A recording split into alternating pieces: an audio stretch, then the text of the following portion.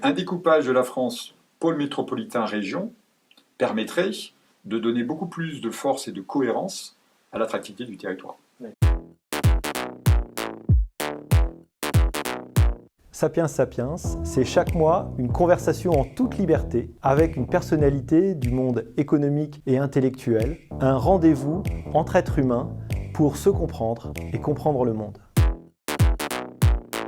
Bonjour, bienvenue pour ce nouveau numéro de Sapiens Sapiens. La fracture territoriale est le sujet qui préoccupe tous les élus locaux et tous les élus nationaux, quel que soit leur niveau. Pourtant, aujourd'hui, aucun des grands plans, aucune des grandes mesures qui ont été mises en place ne semble en être venu à bout. Est-ce que le Covid a profondément changé les choses? Est-ce qu'enfin est venu le temps de la revanche des territoires? Pour en parler, j'ai le plaisir de recevoir Jean-Yves Heyer. Jean-Yves Heyer, bonjour. Bonjour. Alors, vous êtes diplômé d'une maîtrise d'économétrie à l'université d'Aix-Marseille et vous êtes surtout connu aujourd'hui pour être, depuis 2003, le directeur général d'Invest in Reims. Invest in Reims, évidemment, qu'on ne présente plus, mais si, qu'on présentera quand même, évidemment, vous nous en parlerez. Alors, la fracture territoriale est, comme je disais, le sujet qui intéresse le plus aujourd'hui les élus. Vous êtes sûr d'avoir une oreille qui se lève quand vous mentionnez ce problème, et puis qui concerne évidemment aujourd'hui les citoyens. Alors, est-ce qu'on pourrait commencer par en faire une sorte de genèse? Et d'où vient-elle? Est-ce qu'elle plonge vraiment ses racines dans une culture de la France qui ferait qu'on ne peut pas sortir de cette malédiction de Paris et du désert français, n'est-ce pas? C'est vrai que ça a toujours existé. Alors, c'est vrai, entre Paris et la province. Ça continue, hein. Je me souviens quand je travaillais à Orléans, et donc je devais favoriser le transfert d'une activité parisienne à Orléans. Et la première question que j'ai eue de la part, il y avait une centaine de cadres qui étaient concernés, c'est « Vous avez le téléphone à Orléans ?»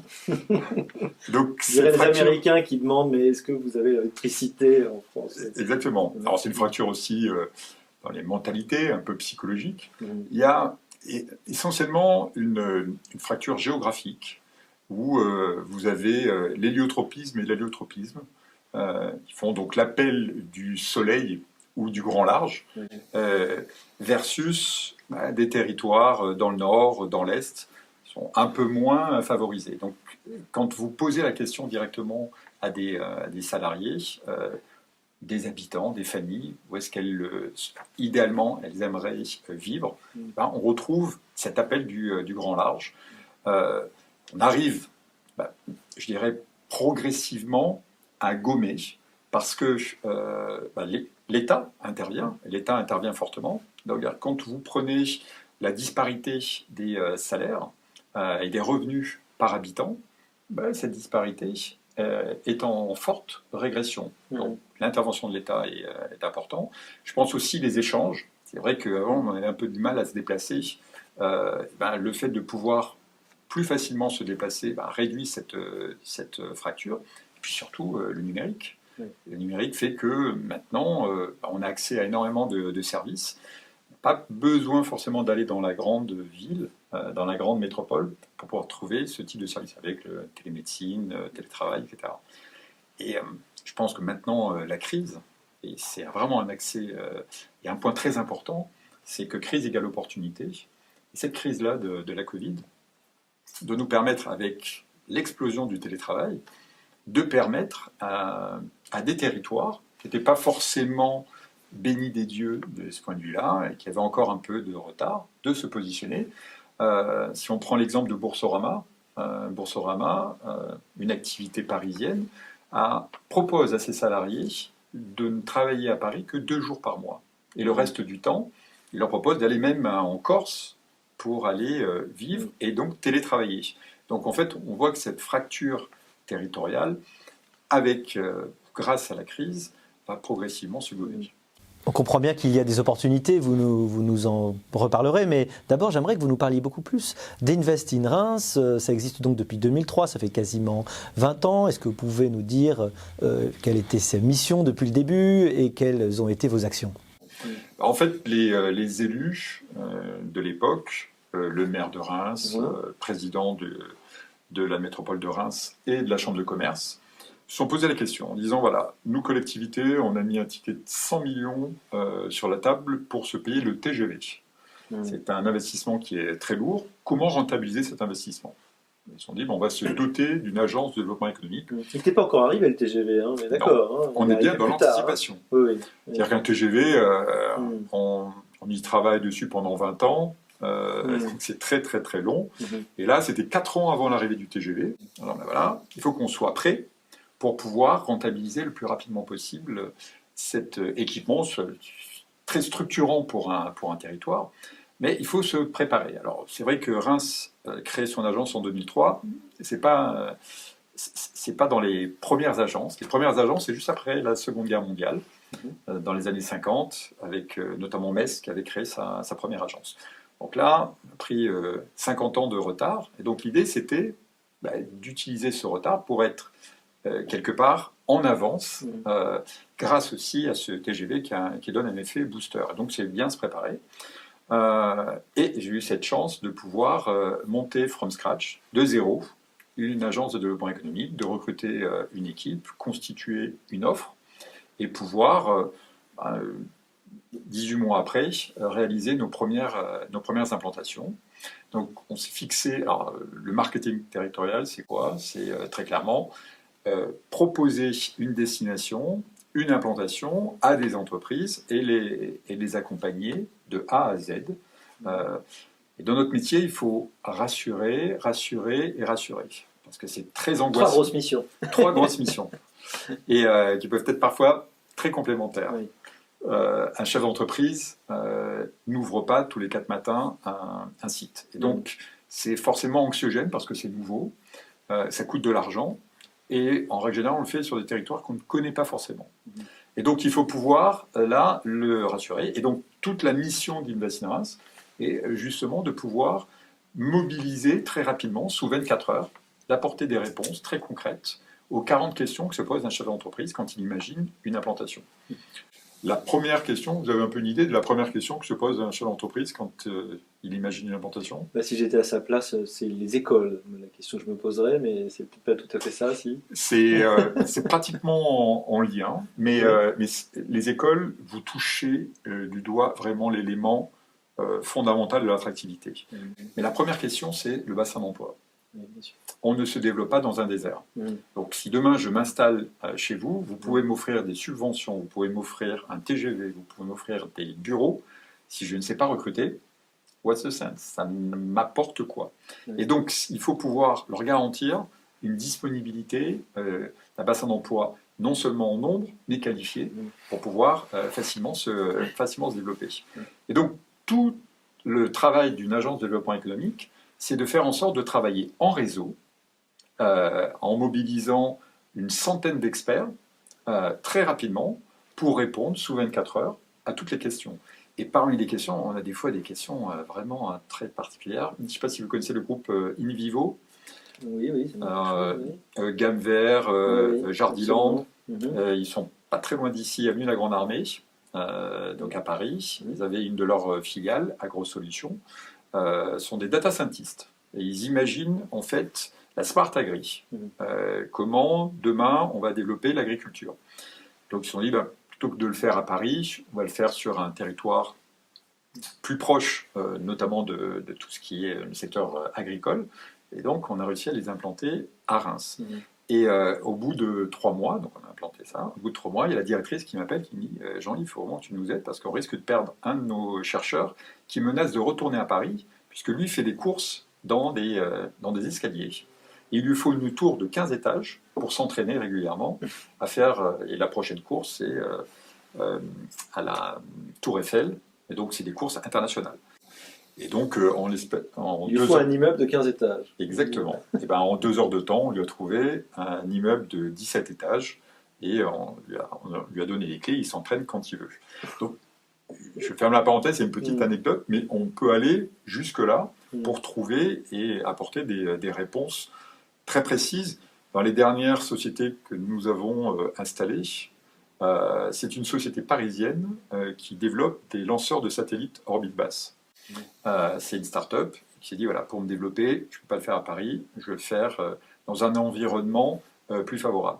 Et donc, ils sont venus après 55 jours. Ça a duré 55 jours. On a mobilisé 117 structures pour répondre à toutes leurs questions, que ce soit l'emploi pour les conjoints de salariés, logement, mais également les partenaires industriels à mobiliser pour fabriquer ces lanceurs de satellites orbite basse, donc des spécialistes dans le domaine de l'aéronautique, mais que ce soit également sur la recherche de fonds. Ils ont fait une première levée, là ils en font une seconde sur 10 millions d'euros. Donc bref, créer cet écosystème, on dit, et rassurer ce chef d'entreprise qui investit du temps et de l'argent, c'est définitivement, je dirais, le but de notre agence. Et au final, ça fonctionne plutôt bien, puisque en 18 ans, c'est 360 sociétés qu'on a accompagnées, c'est 13 000 emplois, et en termes de retombées économiques pour le territoire, c'est 1,2 milliard. C'est-à-dire que ces 13 000 salariés ont reçu un salaire, mais les entreprises, les 360, ont payé un loyer, ont réalisé des investissements et ont payé de la fiscalité. Donc quand vous prenez ces 4 critères mesurables, salaire, loyer, investissement et fiscalité, ben, on est à plus d'1 milliard de retombées sur la durée, sur le territoire. Donc vous voyez, 100 millions au démarrage pour l'arrivée du TGV, plus d'1 milliard à l'arrivée. Donc c'est vrai que ça a été un investissement. On a un effet de levier de 40. C'est-à-dire que les collectivités, quand elles mettent 1 euro dans Invest in Reims, le travail d'Invest in Reims rapporte 40 euros injectés dans l'économie locale. Alors vous avez parlé de bassin d'emploi, c'est un peu la poule et l'œuf, hein. C'est-à-dire qu'on comprend bien que c'est plus facile de faire venir des emplois s'il y en a déjà d'autres, hein, ne serait-ce que pour le conjoint. Alors pour en revenir à l'action d'Invest in Reims, vous agissez en fait comme une sorte de guichet unique, un peu comme le concierge du grand hôtel, hein, qui va répondre aux besoins, mais j'imagine que vous faites aussi du démarchage, c'est-à-dire que vous allez voir des entreprises en leur disant « mais vous savez, vous seriez bien à Reims, il faudrait que vous y pensiez ». Tout à fait, vous avez raison, c'est-à-dire que quand je suis arrivé en 2003 et que je prenais mon téléphone pour approcher des entreprises, en règle générale, non merci, ça ne m'intéresse pas, et ça a accroché. On a eu un premier déclic, c'est quand on a fait une campagne sur Mass Media, sur Canal+. Et on était en fait la première agence à utiliser ce Mass Media. Alors on a fait du co-branding et du celebrity marketing. Alors co-branding, c'est-à-dire qu'on associe 2 marques. La marque Invest in Reims avec Sodexo, Vinci, ArcelorMittal, des sociétés avec lesquelles nous travaillons. Mais on a fait, au démarrage, avant d'avoir ces résultats-là, du celebrity marketing, c'est-à-dire qu'on a associé des personnalités, comme Eunice Barber, donc rémoise adoption et qui était devenue championne du monde en 2003, ou Pires, champion du monde de foot, qui est un rémois, ou Isabelle Adjani, également, qui a accepté également de faire notre campagne, puisqu'elle a démarré sa carrière et elle a passé son bac à Reims. Donc on s'est appuyé, ou Patrick Poivre qui est un rémois. Donc ce sont ces personnalités, jusqu'en 2006, jusqu'au moment où on a eu des résultats. Et donc après, on s'est appuyé sur des ambassadeurs, et donc qui tiennent le panneau Invest in Reims. Donc nous avons des startups jusqu'au groupe du CAC 40. C'est au total plus de 450 chefs d'entreprise qui pèsent 1 000 milliards d'euros en chiffre d'affaires en cumulé. Et au total, par rapport à votre question, c'est vrai qu'au démarrage, on était avec nos moyens, on travaille avec des consultants, on fait du mix marketing. Et ce qui marche le mieux sur l'identification de signaux faibles qui reviennent ensuite à nos oreilles pour voir comment on peut les accompagner, c'est eux. Ce sont ces ambassadeurs, des gens qui ont testé Invest in Reims et qui disent vous pouvez y aller les yeux fermés, ça fonctionne. Et dans différents secteurs, et même mieux, c'est eux qui nous font remonter ça en disant tiens, tu devrais contacter un tel parce que j'ai entendu dire qu'ils ont un projet d'implantation. C'est comme ça qu'on a implanté Le Bon Coin à Reims. C'est venu par une société, Christie's, qu'on avait également accompagné. Ou Saint-Gobain, on l'a eu via un président de la FRC qui regroupe l'ensemble des centres de relations clients. On crée une dynamique et le plus attire le plus. Donc c'est vrai que le démarrage est forcément compliqué, il y a une inertie, mais une fois que la machine est bien en route, et donc cette année, on annonce 2300 emplois, donc ce qui nous place pratiquement dans le top en France. toujours sur des emplois exogènes, donc de sociétés qui viennent de l'extérieur. Dans les dernières en date, outre le spatial, on en fait dans la bioéconomie, sur la production d'insectes. Alors, pas encore pour les humains. Là, pour l'instant, c'est encore pour la pisciculture. Et, donc, et ensuite, les humains mangent les poissons avant de sauter une étape où on mangera directement les insectes. Il paraît. Et donc ça, c'est autre chose, mais c'est un autre secteur sur lequel on travaille. On travaille également dans l'automobile avec du rétrofitage. Donc c'est la transformation de véhicules thermiques en véhicules électriques. Donc ça aussi, c'est un secteur qui se développe bien, qu'on développe à Reims. Mais surtout, comme on est parti au départ avec des points de faiblesse, vous ne communiquez surtout pas sur vos points de faiblesse, vous les travaillez. Et notre point de faiblesse, c'est qu'on avait 10 points de moins par rapport à d'autres grandes métropoles sur l'aspect tertiaire. Et donc ce qu'on a fait, c'est qu'on a fait de cette faiblesse une force en disant on va avoir un bassin d'emploi beaucoup plus disponible, parce que moins utilisé que dans d'autres métropoles. Donc du coup, on a créé toute une filière dans le domaine banque, assurance. Et on a plus de 3000 emplois qui ont été créés. On a créé des formations dédiées. Et on a même fait un Brexit avec HSBC. Et donc HSBC, il y a 3 ans, a décidé de transférer des traders de Londres vers Paris. Et ensuite, à Paris, il a fallu faire de la place. Donc nous, on a récupéré des services de lutte contre la criminalité financière. Donc c'est vrai que ce positionnement, si je le résume d'une phrase, maintenant il faut pitcher, donc il faut présenter. Il faut les punchlines aussi. Ouais. Exactement. Et nous, notre pitch, c'est très clairement, on propose une implantation qui est proche de Paris, mais loin de ses prix. Ouais. Et cette stratégie d'ancrage, elle est également indispensable. Donc quand vous n'êtes pas vous-même une métropole, il faut toujours s'ancrer sur plus fort que vous. Et il n'y a pas plus fort que Paris. Donc nous, on s'ancre sur Paris. Et autour ensuite de Reims, on a créé ce qu'on appelle un G10, c'est un pôle métropolitain. Et ce pôle métropolitain, autour de Reims, vous avez 9 agglomérations qui s'ancrent sur Reims. Et chacun est interdépendant, parce que Reims seul, ça ne fonctionnerait pas. On ne se développe pas dans un désert. Ouais. Ça, c'était quand je travaillais à Belfort, Pierre Bilger, qui était le patron d'Alstom, très clairement dit, on ne se développe pas dans un désert, et donc l'intérêt de ces métropoles-là, c'est de bien travailler avec son environnement proche, où vous avez au quotidien des gens qui viennent travailler, consommer, se faire soigner.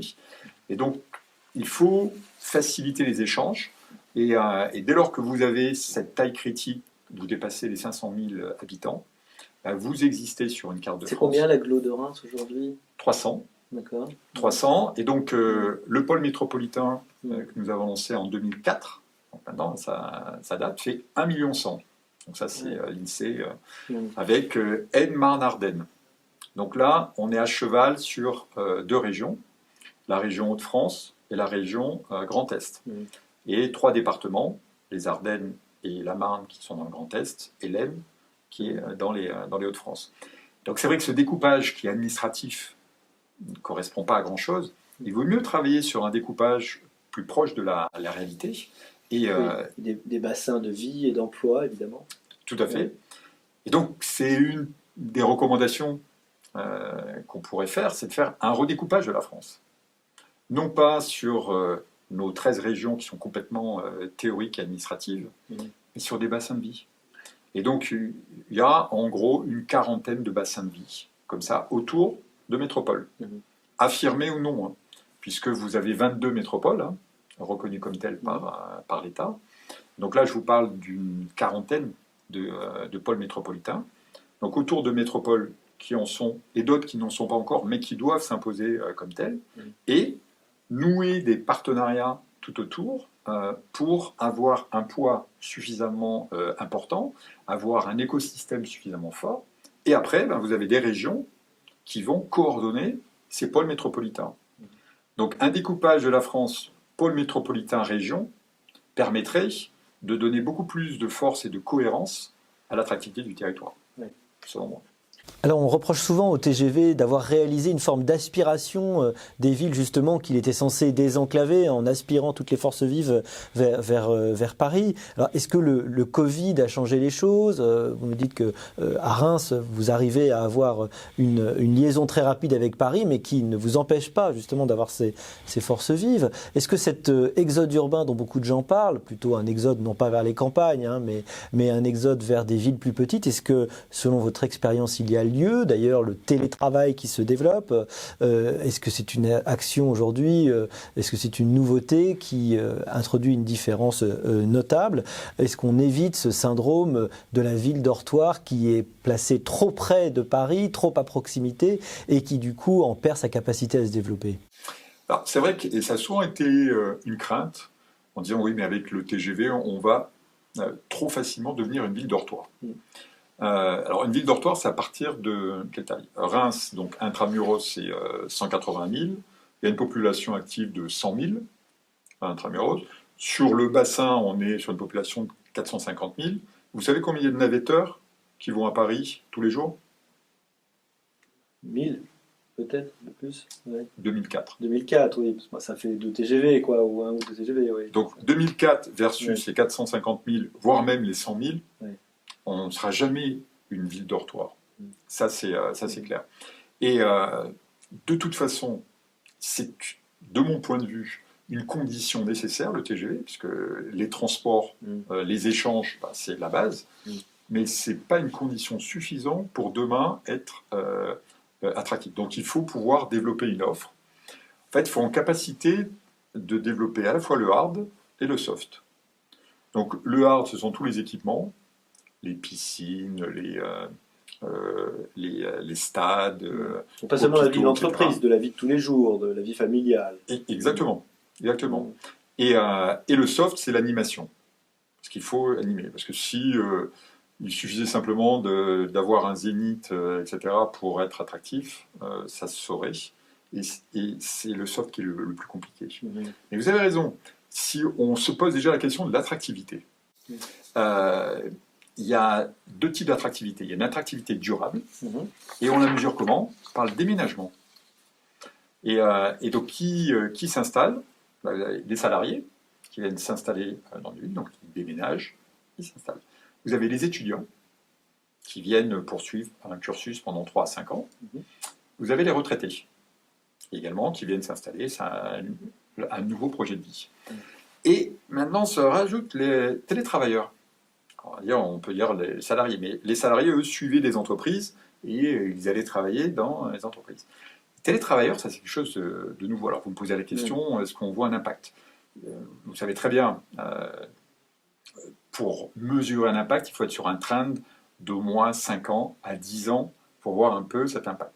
Ce qu'on ressent, avec, je vous ai cité l'exemple de Boursorama maintenant, c'est que non seulement c'est ancré, mais que la règle de 2 jours par semaine, etc., est en train de un peu se déplacer. On est au stade 2 du remote, donc du télétravail. Il y en a 5. Le 5e stade étant, on travaille n'importe où dans le monde, peu importe le fuseau horaire, et pas du tout dans des bureaux. On peut travailler au bord de la plage comme dans un musée, etc. On est vraiment nomade complètement.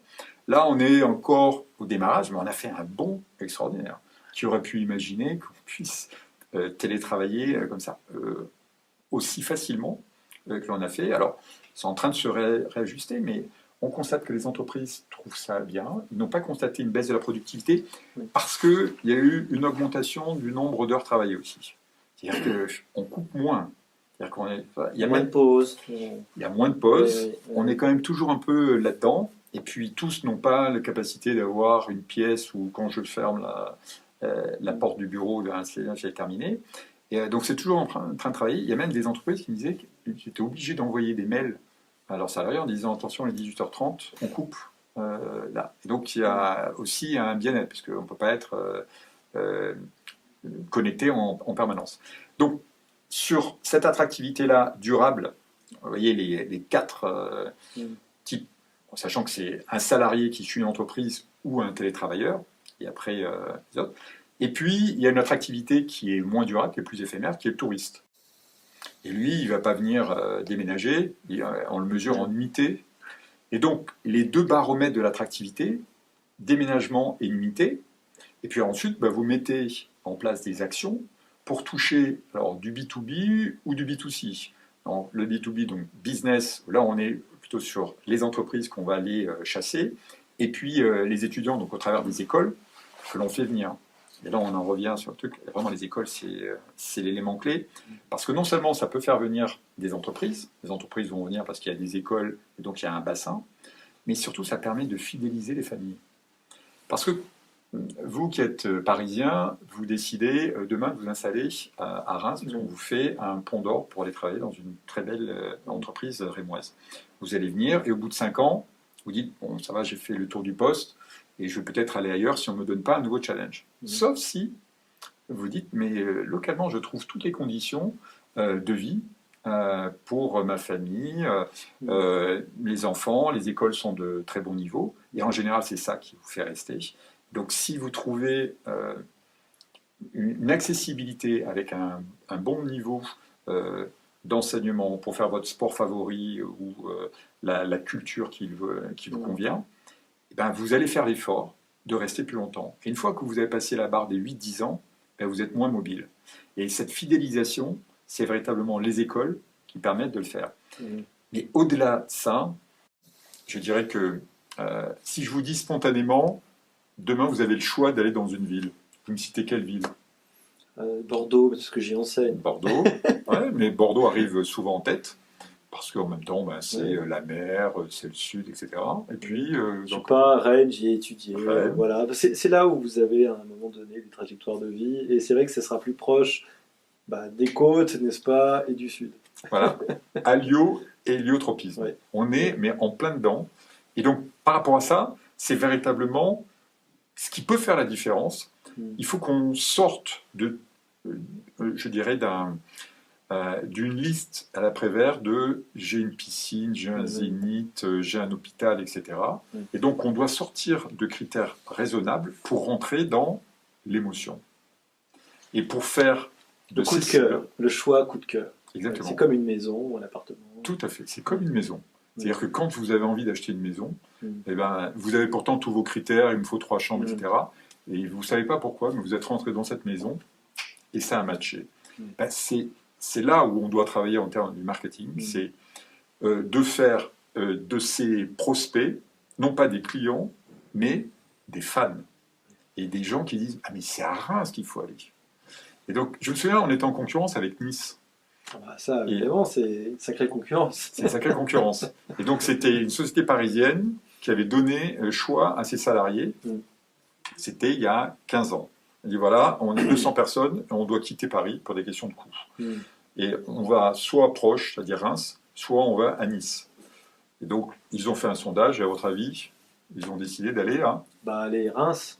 Non, à Nice. Ah oui, puisqu'ils ont sondé les 200 salariés et les 200 Parisiens, ils ont dit nous c'est Nice.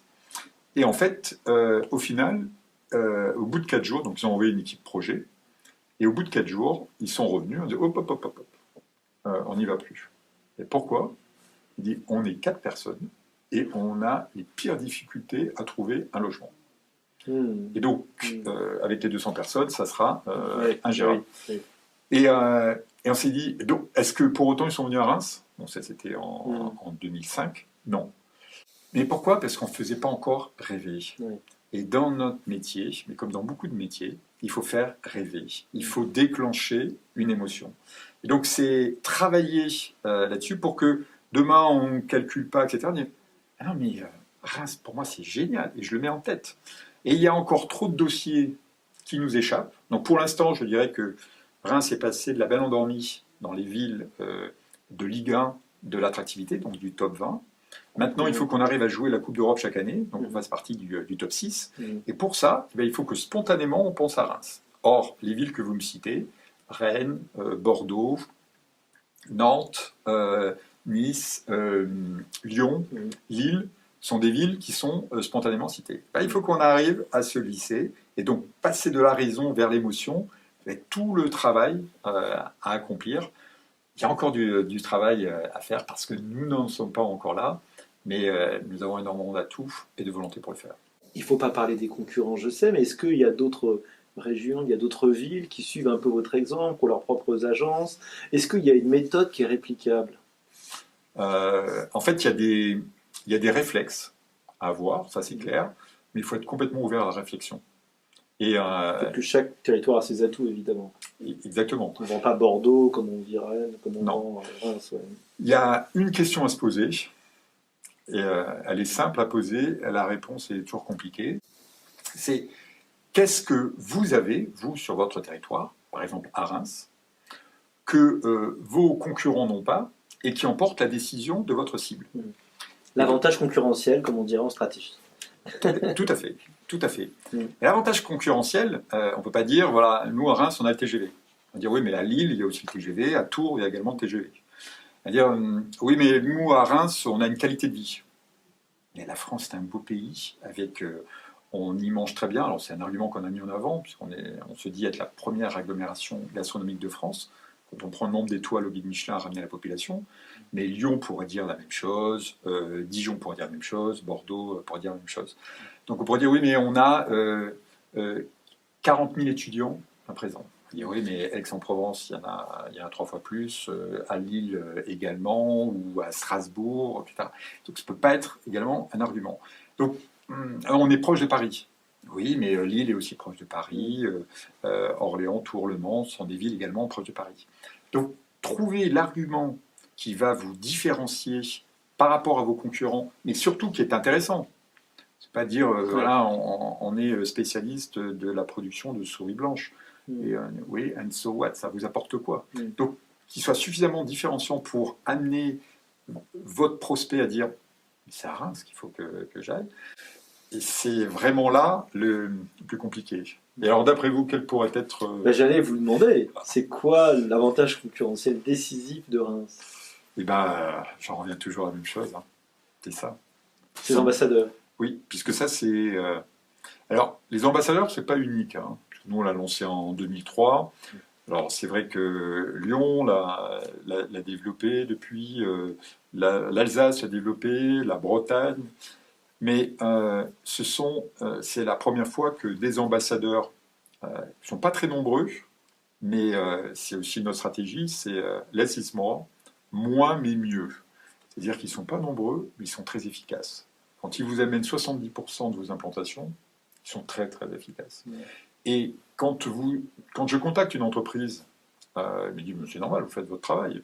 Vous pouvez même très bien le faire, votre travail, mais vous ne faites que votre travail. » Mais quand vous avez le patron d'ArcelorMittal qui dit à un de ses collègues « va voir ce qui se passe là-bas, parce que ça c'est très bien », ou quand vous avez un breton comme Michel-Édouard Leclerc qui dit allez voir ce qui se passe à Reims. Et lui, il est tellement convaincu qu'il est maintenant président de Neoma, l'école de commerce de Reims et de Rouen. C'est beaucoup plus parlant, beaucoup plus fort. Et vous avez fait une grande part du chemin pour ensuite concrétiser. Alors, dans notre métier, il faut être marathonien et sprinter. C'est-à-dire que vos ambassadeurs, ils vont mettre 3 ans avant de vous identifier des porteurs de projets. Et la moyenne, c'est 3 ans. Mais une fois que vous les avez identifiés, vous n'avez que 3 mois pour concrétiser cette implantation. Et donc, c'est là où il faut vraiment être prêt, il faut sprinter, avoir tout votre écosystème mobilisé pour que cette touche... on est sur un marché de niche. Hein. Vous savez combien il y a d'implantations par an sur le territoire? En France? En France. Non, je ne sais pas, plusieurs milliers, non. Non, pas tant que ça? Non. Alors, sur des territoires donc exogènes, c'est-à-dire... De déplacement. Alors, d'ouverture de nouveaux sites. Oui. Le siège est à Paris, on ouvre un nouveau site en région. Ou le siège est en région, on ouvre un nouveau site dans une autre région. On est sur environ 4 à 500 implantations par an. Donc c'est très peu. Hein. On ne parle pas de croissance, hein, de sites qui sont déjà implantés, qui se développent. Et donc là-dessus, c'est un marché de niche. Et donc on se bat. Et quand vous savez que l'héliotropisme, c'est 50% de part de marché, c'est-à-dire que spontanément... C'est-à-dire qu'il en reste la moitié. Et que Paris et Lyon en accaparent 30%, donc vous voyez que vous vous battez... Donc c'est là où on essaie d'avoir, après avec les IDE, donc des entreprises qui viennent de l'extérieur du territoire national, avoir cette capacité de pouvoir un peu élargir. Mais ça reste quand même un métier de niche. Donc vous n'avez pas droit à l'erreur. Et quand vous identifiez un porteur de projet, vous devez, et ça c'est un engagement que nous avons, répondre très rapidement pour le rassurer et le rassurer. Alors vous avez dit que la clé pour choisir un territoire, c'était d'être passionné. En tout cas, on voit que vous êtes passionné. Et comme le veut la tradition chez Sapiens Sapiens, je vais vous demander pour terminer, comment on devient passionné et spécialiste, comment on se consacre à ce thème de l'attractivité des territoires. Je me suis posé cette question. Alors, j'ai baigné en fait dans l'intérêt général, puisque mes parents ont tous les deux travaillé. Ma mère était prof et mon père travaillait au CEA. Et donc, l'intérêt général, je pense que, sans trop chercher, je l'avais en moi. Mais j'ai travaillé dans le secteur automobile et par hasard, je suis tombé dans le marketing territorial. Alors, est-ce que le hasard fait bien les choses? Moi, je dirais qu'il faut en permanence avoir pour son territoire comme pour soi un big heavy goal. Et donc, c'est quelque chose de plus grand que soi pour pouvoir, quelque part, se réaliser. Hein. Et il faut toujours viser plutôt haut et il n'y a pas plus haut que l'intérêt général. Et donc, c'est tellement intéressant parce que divers, varié. Et quand vous passez devant une école, quand vous passez devant une entreprise, quand vous passez devant un centre de recherche et vous dites que vous êtes un peu pour quelque chose, vous avez une concrétisation réelle de l'efficacité de votre travail. Et je me souviens quand j'ai démarré ma carrière, donc c'était avec Jean-Pierre Chevènement et Christian Proust sur le territoire de Belfort, c'était la fermeture de Bulle.